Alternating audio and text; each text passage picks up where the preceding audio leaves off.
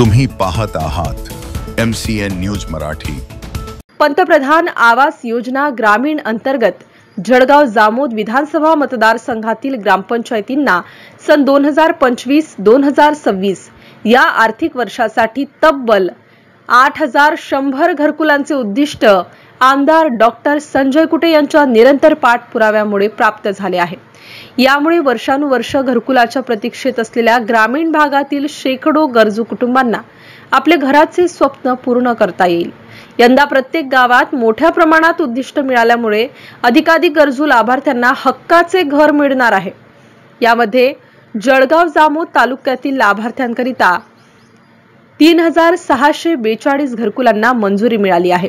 संग्रामपूर तालुक्यातील ग्रामीण भागातील नागरिकांना 3268 तर शेगाव तालुक्यातील ग्रामपंचायतींना 1200 घरकुलांना मंजुरात मिळाली आहे।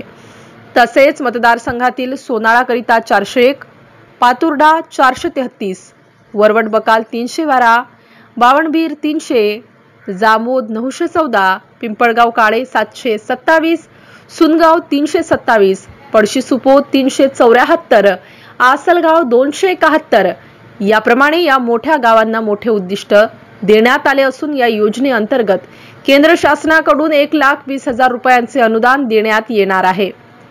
MCN न्यूज मराठी करिता संपादक राजीव वाढे, जळगाव।